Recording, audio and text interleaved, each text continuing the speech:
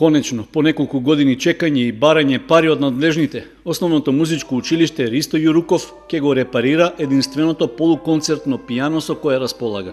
Веќе го објави јавниот повик за избор на давател на услугата за поправка и штимање на музичкиот инструмент, за што е планирано да се потрошат околу 140.000 денари.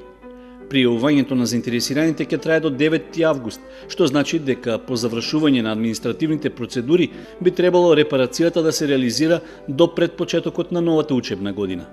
Факт е дека на ова се чекаше предолго, особено ако се има предвид оти пред 4 години во рамки на манифестацијата Кочани град на културата, светски познатиот пијанист Симон Трпчевски одржа концерт со хуманитарна цел, односно средствата од продадените влезници беа предвидени за поправка и одржување на пијаното.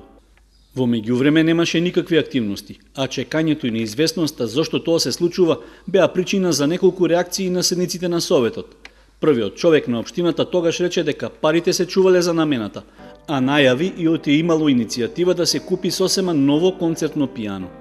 Ние средствата ги чуваме уште, во договор со организаторите, дел од организаторите од музичкото училиште се чуваат за реновирање на овој клавир. Меѓутоа сакам да ви соопштим една друга вест, дека имаме иницијатива за купување на еден прав концертен клавир, едно концертно пијано. Една желба е 3-4 години назад, секоја година покушуваме. Очекуваме дека оваа година ќе биде усвоено, па сакаме да имаме уште порадосна вест. Сепак, и по 3 години, најавата за радосната вест што ја даде Димитровски не се исполни. Очекувањата државата да даде дел од потребните 4 милиони денари за купување професионално концертно пијано се покажаа како нереални. Сепак, на музичкото училиште и на градот воопшто, поради долгата културна традиција, неопходен му е професионален инструмент.